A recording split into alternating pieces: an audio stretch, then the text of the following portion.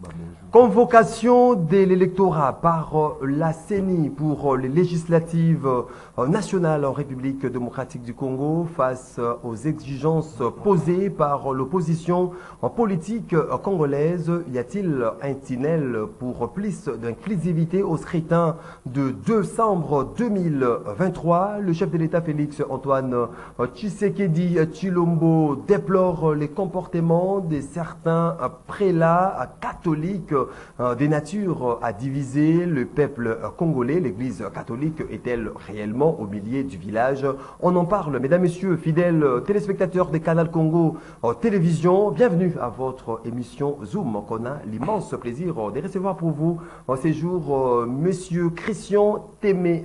Christian Témé est analyste politique de notre pays, aussi communicateur de la plateforme politique Union Sacrée, auquel je dis bonsoir et bienvenue.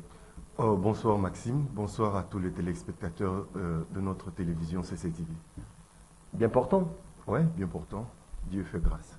Avant d'entrer même dans le vif du sujet du jour, Christian Témé, j'aimerais que vous puissiez donner aussi votre lecture de fait par rapport à cette décision qui était tombée les vendredis derniers, la réhabilitation du directeur général de la SNEL, Fabrice Lusinde, qui était révoqué suite à la décision prise à l'Assemblée nationale, aujourd'hui réhabilitée par la ministre de portefeuille Adèle Kainda.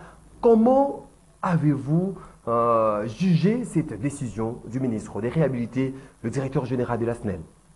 D'abord, en son temps, nous l'avons dit que cette sanction n'avait pas sa raison d'être, parce que le directeur général de la SNEL venait d'être nommé, même pas 6 mois.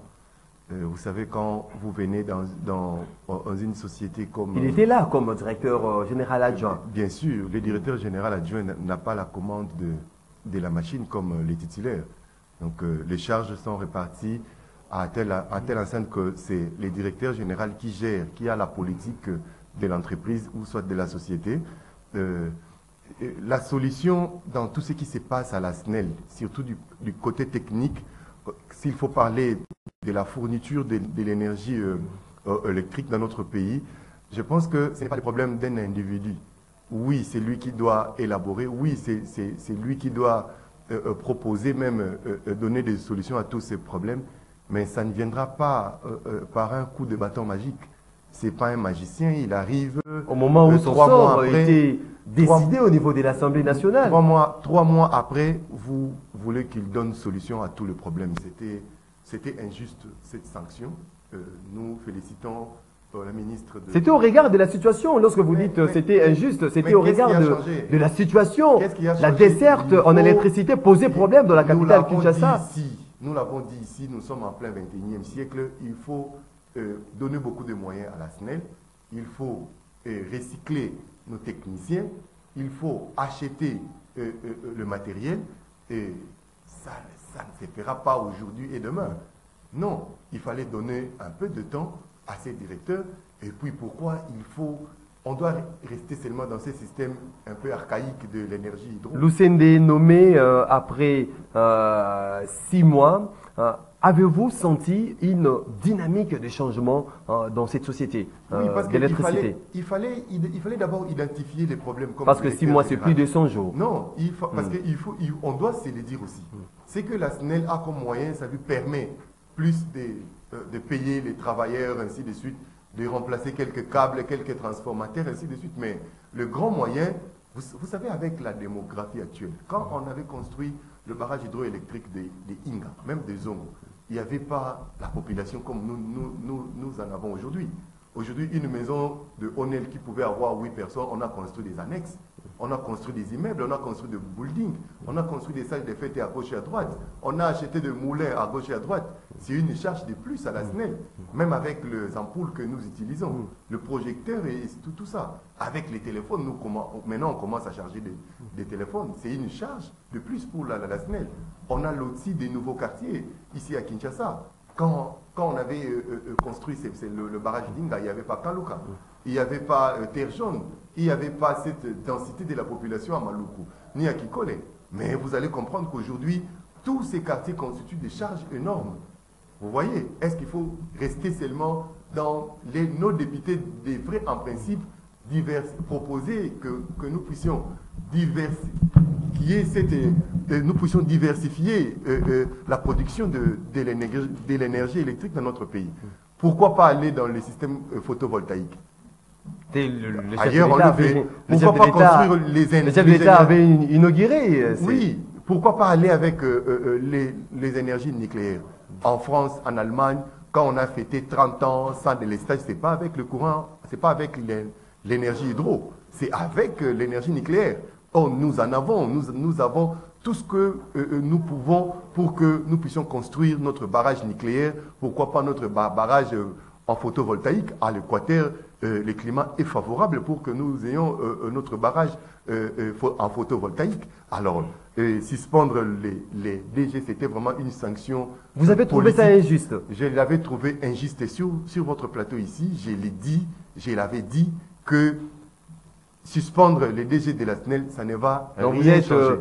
Vous êtes tout joyeux des services offerts par la SNEL. Je suis content que le DG soit réhabilité. Je suis content parce que c'est un fils maison, parce qu'il puisse élaborer un bon politique en fourniture de l'énergie électrique, qu'il puisse miter aussi du côté énergie renouvelable, énergie nucléaire et énergie en photovoltaïque. C'est beaucoup plus mieux. Fabrice, avec notre centre d'enfouissement d'Impasse, on peut déjà créer un mini barrage en énergie renouvelable. Fabrice Lusende, réhabilité, regret total du côté de l'initiateur de cette motion qui a amené à la suspension de Fabrice Lusende. Il dit, Prosper Bokassa, il dit, le prestige de l'Assemblée nationale est foulé aux pieds aujourd'hui. Parce que la représentation nationale estime qu'il y a un handicap du côté de la SNEL. Et puis, il y a eu certain nombre de décisions pour voir comment booster, comment faire de sorte que la SNEL puisse proposer un service de qualité à la population. Mais la décision prise par la représentation nationale a été foulée aux pieds. Non. Carrément. Non. L'Assemblée nationale est politique. La SNEL est technique. On doit faire la part des choses. Je ne pense pas que le député qui a déposé cette motion est technicien. Je ne pense pas qu'il a beaucoup de matière. À travers une observation, oui, il a observé, mais c'est à la SNEL de fournir des raisons sur le plan technique. Il n'était pas convaincant ce jour-là. Non, mais comment voulez-vous qu'un monsieur comme ça vous donne, puisse vous satisfaire, qui puisse vous dire que dans 2 jours, dans 3 jours, il n'y aura plus de délestage? Non. Le problème est énorme. Ce n'est pas le DG qui est le problème. Le problème est réel. Il faut poser les fondamentaux. Il faut il faut aller même dans les réformes beaucoup plus techniques pour que la situation puisse se stabiliser. L'Assemblée nationale avait donné une décision politique et le gouvernement, particulièrement la SNEL, est technique. Il fallait aussi entendre, il fallait aussi analyser cette question à fond. Et en son temps, le ministre avait respecté la décision de l'Assemblée nationale. Au lieu qu'il soit révoqué, on a préféré d'abord lui suspendre en attendant, parce qu'il y avait, ça il faut qu'on le dise aussi, pendant que les députés avaient déposé cette motion, il y avait déjà une commission d'enquête au niveau de la SNEL. Pourquoi pas l'Assemblée avait entendu le résultat de l'enquête. De l'enquête. Alors l'Assemblée nationale en son temps était partie beaucoup plus vite en besogne. Et voilà, aujourd'hui, la raison est là, la raison est réelle, que le directeur général doit reprendre le travail pour qu'il puisse travailler pour résoudre ces problèmes de délestage, ces problèmes de l'énergie électrique dans notre pays. Espérons que ces problèmes de délestage sera résolu. Il ne faut pas attendre une solution en 6 mois, en une année. Il faut donner 20 ans, non, 30 ans. Mais pourquoi pas? Bon, 30 ans peut-être c'est juste... Non, 30 ans peut-être c'est trop, mais il faut lui donner le temps et les moyens pour qu'ils puissent Même travailler. des décennies, ça va. Non, des décennies, c'est bon. Pour couvrir toute la République, disons oui, même des décennies. La République démocratique du Congo. Merci est immense, beaucoup, hein. Christian Temete, mais c'était là une parenthèse. Parlons-en à présent du sujet à proprement dit de l'émission des séjours. Convocation par la CENI dès l'électoral pour le législative national. Aujourd'hui, il y a aussi ces problèmes de certain nombre de préalables posés par l'opposition politique congolaise, notamment que le fichier électoral qui a été audité en interne et externe par la CENI. L'opposition juge ces fichiers électoraux non fiables et demande à ce que ces fichiers soient de nouveau audités par un cabinet extérieur. La CENI convoque l'électorat. Est-ce qu'un tunnel s'ouvre pour que ces élections soient inclusives? Je pense que dans l'esprit de la CENI, l'élection est inclusive. L'élection est là pour tout le monde parce qu'on n'a pas jusque-là refusé un candidat parce qu'on n'a pas favorisé l'un au détriment de l'autre. Je pense que... Les règles du jeu qui posent problème. Les règles du jeu, ce n'est pas la CENI, c'est l'Assemblée nationale, c'est la loi. Nous avons la loi portant composition et fonctionnement de la CENI, nous avons la loi électorale. La CENI n'organise pas les élections par son bon sentiment. La CENI organise les élections conformément à la loi. Et c'est cette loi, la loi électorale, qui fixe les règles de jeu. Ce n'est pas au parti de l'opposition ni de la majorité de fixer les règles des jeux. Imaginez-vous, Maxime, quand vous-même, vous, au cours d'un match de football, c'est vous-même qui devez choisir l'arbitre, votre adversaire. Je pense qu'il sera lésé à un moment. Alors, la CENI... C'est même difficile que l'équipe adverse puisse choisir son propre arbitre. C'est que l'opposition veut. Alors, quand on leur fait comprendre que ce que la CENI est en train de faire, c'est ce qui est demandé, c'est ce qui est écrit. Hein? Donc, c'est légal. Je ne sais pas, et ils proposent toujours l'illégalité. Quand aujourd'hui l'opposition nous demande à la CENI, demande au pouvoir à place de récomposer le bureau de la CENI, et pourtant ces bureaux n'est pas composé par la volonté de l'Union sacrée. Mais aujourd'hui, le débat ne se situe pas à ces niveaux-là. Non, ils en ont la récomposition du bureau de la CENI. Ils sont divisés là-dedans. Ils sont divisés. Il y a certains qui parlent qu'il faut récomposer le bureau de la CENI, il faut récomposer la Cour constitutionnelle et il faut auditer encore le fichier électoral. C'est ça les débats. Alors que nous disons que, conformément à la loi, je ne sais pas par quel mécanisme on va dissoudre ces bureaux. Par quel mécanisme juridique? Mais justement, la CENI doit garantir les parties prenantes. Ce n'est pas Kadima qui compose le bureau de la CENI. Non, garantir le parti prenante de la crédibilité, de la transparence des scrutins. La loi électorale a déjà résolu ce problème. Il faut bien étudier la loi électorale. Vous allez comprendre que la loi elle-même a déjà garanti la transparence du processus par le mécanisme juridique. Il y en a la présence des témoins. La loi donne la possibilité aux parties prenantes d'organiser la surveillance de leur voix. Dans des bureaux de vote, vous avez droit aux témoins. Ça, c'est la loi. Et à la fin, la CENI le bureau de vote ils doivent établir les PV. Ça, c'est la loi. Afficher les PV. Ça, c'est la loi. On n'ira pas au-delà de ce que la loi électorale a prévu. Sinon, là, nous allons organiser une élection de pacotille. Nous allons organiser une élection dans l'illégalité. Donc, vous voulez dire que la CENI s'en tient au principe? La CENI doit toujours s'en tenir au principe. Parce que si la CENI viole, c'est à ce moment nous allons dire que... Même si ce principe-là court en défaveur de l'autre camp. La loi est impersonnelle. La loi est impersonnelle. On n'a pas voté cette loi pour l'Union sacrée contre l'opposition. ou soit contre l'opposition pour l'union sacrée, ou pour l'union sacrée contre l'opposition. Non. La loi est impersonnelle. La loi est là pour tout le monde. Que vous soyez de la majorité, que vous soyez de l'opposition. Si vous ne remplissez pas les conditions requises pour être candidat, au nom de la loi, vous serez débarqué.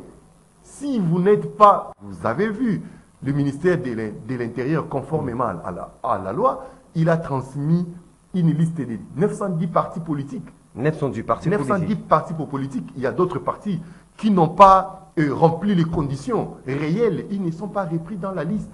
Donc, si nous sommes légaux, si nous sommes légalistes, on ne doit pas chercher d'alibi pour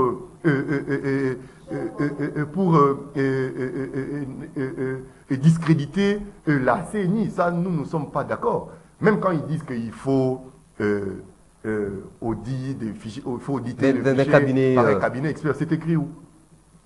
Est-ce que vous savez que l'OIF n'a pas un organe d'audit des fichiers électoraux? Il fait appel aux experts indépendants comme Kadima a fait. Donc pour eux, madame, je ne sais pas, la Rwandaise peut faire appel aux auditeurs indépendants, d'accord. Là, l'opposition sera d'accord que la Rwandaise fait appel aux indépendants. Là, ça passe, là, c'est crédible. Quand Kadima fait appel, ce n'est pas crédible, non. On ne doit pas. On ne doit pas. Et puis. Mais Christian Témé, pensez-vous qu'à l'allure où vont les choses, est-ce l'opposition par rapport au préalable posé auront gain de cause? Je pense que je suivais encore le président de la CENI. Parce que le cadre de concertation fonctionne déjà. Moi, j'y étais, je prépare à cette activité au niveau du ministère des Affaires étrangères. Ils ont promis qu'ils vont aller vers l'opposition pour écouter l'opposition, pour éclaircir. Donc c'est déjà baliser déjà la voie pour une meilleure attente entre... pour garantir, même convaincre le parti prenant. Non, ce n'est pas la CENI de convaincre les parties prenantes. C'est pas la CENI, ça c'est pas. Parce qu'aujourd'hui, l'opposition qui doute de ces fichiers électoraux, qui estime que ces fichiers électoraux n'est pas fiable, mais Maxime, et demande même bientôt là, parce que la loi dit que après cet audit, maintenant la CENI doit publier des listes de tous les électeurs. Nous voulons voir l'opposition à ce moment pour nous dire que tel n'est pas une personne, tel n'existe pas, tel n'existe pas, tel n'existe pas. Aujourd'hui, prenons les cas de Fayulu. Parce qu'aujourd'hui, avec Matata Pogno, Moïse Katumbi, Délice Sanga et les autres sont favorables d'aller aux élections avec ce fichier électoral. Fayulu qui n'abdique pas, maintient sa position, que l'audit du fichier électoral soit fait par un cabinet extérieur. La CENI, lorsqu'elle ouvre cette porte pour négocier avec les acteurs politiques, la machine qui est déjà avancée avec la loi électorale, la loi sur la répartition des sièges examinée, votée, promulguée par le chef de l'État, pensez-vous que ces cadres de concertation entre la CENI et les partis politiques de l'opposition permettra à Fayulu aujourd'hui de changer un peu la position qu'il a aujourd'hui? Je pense qu'il va profiter de ça pour comment dirais-je, reconsidérer requalifier sa décision. Il va profiter de ça comme tout politique, je pense. Parce que après avoir il faut comprendre qu'au sein de sa famille politique, il y a des dissensions terribles. Vous avez vu la lettre ouverte de l'honorable Ndombasi. Je pense que si vous suivez même ce qu'il a dit hier au niveau de Sainte-Thérèse, il a déjà compris que c'était une grosse bêtise. Il n'a pas boycotté les élections. Il s'est fait brûler les mains lui-même. Participer. Il n'a pas été trahi, par exemple. Selon d'autres sources. Selon certaines indiscrétions que Fayulu serait trahi par ses compères. Oui. C'était une décision à 4 que Fayulu devait lire et les autres devraient suivre en principe. Malheureusement, quand il a annoncé cette décision, bon, il est resté seul comme le Christ sur la croix. Donc c'est un peu ça, c'est la politique, on ne se fait pas des cadeaux. même quand la CENI va rencontrer cette frange de l'opposition qui pense qu'il y a des choses qu'il faut rectifier, on ne va pas revenir encore sur cette histoire des fichiers électoraux. C'est fini.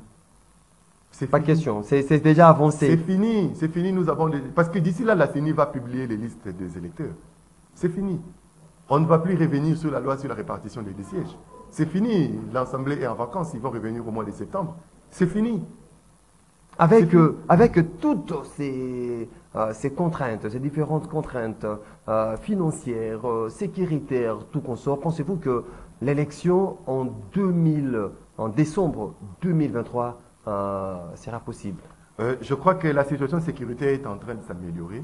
Ça s'améliore du jour au jour. Déjà, il y a un couac par rapport au lancement de l'opération d'enrôlement des électeurs dans le Kwamouth. On peut aller aux élections sans le Kwamouth. Nous avons 145 territoires. Massissi et autres. Nous avons 145 territoires. Où la population ne s'est pas fait enrôler. S'il y a des problèmes dans le 3 territoires, on peut aller avec les 142. Ça pose aucun problème. Ça pose aucun problème. En 2018, nous sommes allés aux élections sans béni. Donc c'est une excuse pour vous. Pour des raisons. C'est une excuse pour vous. Moi, je suis politique. Moi, je ne suis pas CENI. Moi, je suis politique. Moi, je suis partie prenante. En 2018, vous avez décrié le fait qu'une partie de la RDC n'a pas pu voter. Mais il y avait un problème sanitaire de l'autre côté avec l'Ebola. On ne pouvait pas organiser les élections dans ces conditions-là, de peur qu'il y ait beaucoup plus de contamination de ces côtés-là. On avait bien mieux préféré aller aux élections sans Béni, mais aujourd'hui Béni a son député au niveau de l'Assemblée nationale. Mais aujourd'hui, avec cette situation en Kwamouth, là, est-ce que c'est un jeu orchestré, c'est un jeu gobé même par les autorités au moment où la CENI vient nous annoncer à travers, il faut même les dire que non, le ministre, le FEPEM de l'Intérieur nous annonce que la situation est revenue au calme à Kwamouth. La CENI annonce même le début de l'opération d'enrôlement des électeurs, mais on se rend compte qu'on fait des surplaces, rien n'a changé, rien n'a bougé. Est-ce que cette situation à Kwamouth n'est pas prise vraiment au sérieux? Non, il y a eu une évolution considérable à Kwamouth, parce que les écoles avaient ouvert des portes, les églises, beaucoup d'activités avaient repris également. Bon, il y a quelques poches de résistance, ça il faut aussi... pour le reconnaître, il y a quelques poches de résistance. Où la CENI a les possibilités de lancer cette opération. Ce matin, il y a eu encore des tueries, plus de 20 compatriotes ont péri. Donc il y a encore des poches de résistance. Nos services de défense et de sécurité sont en train de travailler là-dessus. Nous espérons, en tout cas, que d'ici le mois de décembre, la situation de paix sera rétablie à Kwamouth, pour qu'ils participent aux élections comme tout le monde. Et la même chose à Rutshuru et à Massissi, là c'est beaucoup plus compliqué, parce qu'ici c'est vraiment un conflit interethnique, mais ce qui se passe à Massissi et à Rutshuru, c'est du terrorisme, c'est une agression barbare nous imposée par nos voisins. Là-bas c'est beaucoup plus compliqué. Nous espérons aussi qu'avec la montée en puissance de notre armée, de nos services de sécurité, de renseignement. Nous espérons que la situation également sera rétablie avant décembre. Si ce n'est pas rétabli, oui, nous irons élection sans eux, malheureusement. Au moment où il y aura, la situation sera améliorée de l'autre côté. Les élections, l'enrôlement et les élections seront organisées pour les législatives. Malheureusement, ils ne vont pas voter pour le présidentiel. Alors, ce sont des cas isolés, ce sont des cas vraiment exceptionnels. La CENI n'a pas souhaité ça. La CENI a souhaité organiser les élections, aller aux élections avec les 145 territoires. Mais voilà que les contraintes sécuritaires, nous tous, même les financements, le contrainte financière, on apprend déjà que le financement de ces scrutins de 2000 de décembre 2023 est évalué à 30%. Non. Pendant qu'on est à quelques mois, juste. Le gouvernement peut tout financer ce soir, même demain, même après demain. Moi, je ne trouve pas. Il faut être rassuré. Moi, je ne trouve pas un problème du côté gouvernement. Au moment opportun, la CENI sera servie pour que nous ayons des élections dans le délai. Ça, c'est le souhait de tous les Congolais. nous encourageons le gouvernement, le ministre des Finances et le Premier ministre de dégager déjà le paquet de la CENI pour que la CENI puisse commander déjà le machine à voter, les isoloirs, tout ce qui va aider à l'organisation des élections à temps, pour que ces histoires soient livrées ici à Kinshasa à temps, pour qu'il y ait aussi des déploiements à temps, pour que les élections soient organisées dans le délai. Parce qu'un jour de plus ne sera pas du tout bon pour le gouvernement face aux pressions déjà qui montent, ainsi de suite. Alors, prenons ces derniers points parce que l'air file très rapidement. Cette déclaration faite par le chef de l'État Félix Tshisekedi à Mbujimayi, c'était au stade Kachala Bonzola, c'est ça j'espère, oui. Kachala Bonzola, lors de la messe jubilaire de l'évêque Bernard Kassanda, évêque diocèse de Mbujimayi. Le chef de l'État a déploré l'attitude de certains prélats catholiques qui, selon lui, sont de nature à créer une division, à diviser la population congolaise, mais également il s'est interrogé, il a mis en cause aujourd'hui l'impartialité de cette église catholique qui, selon le chef de l'État, devrait jouer le rôle de l'église au milieu du village, l'église au milieu des Congolais. L'église doit prêcher l'amour, l'unité et l'égalité. En croire ce que a dit le chef de l'État,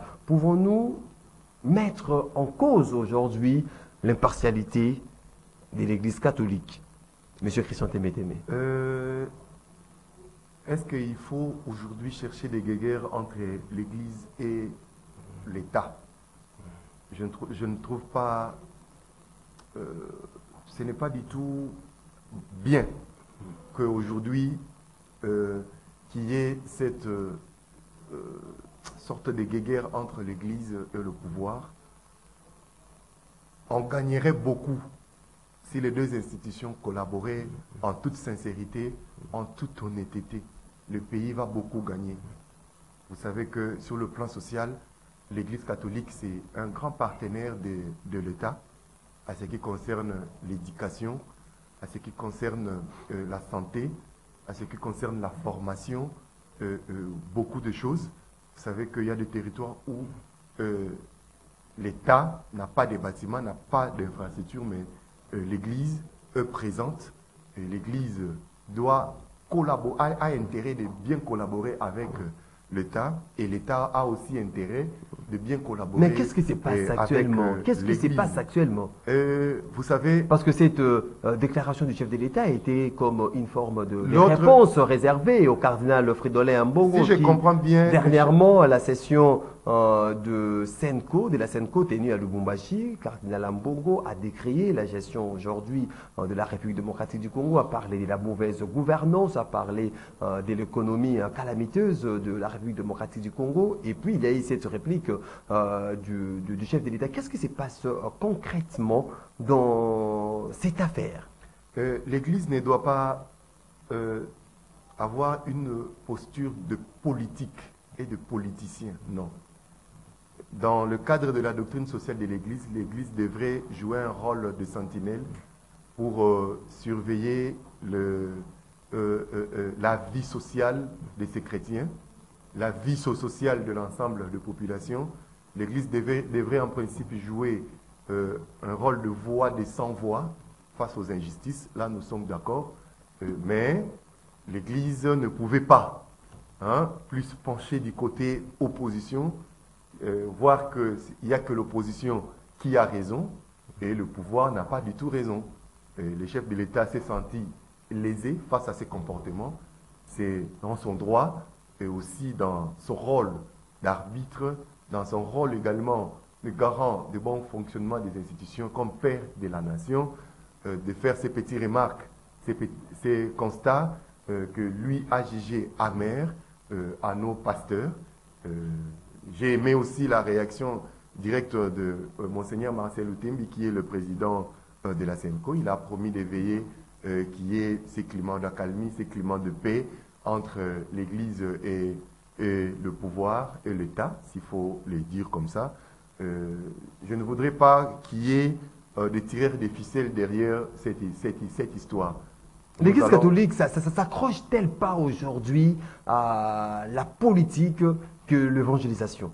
Vous savez, Maxime, parfois, la position de l'Église catholique rend l'opposition faible.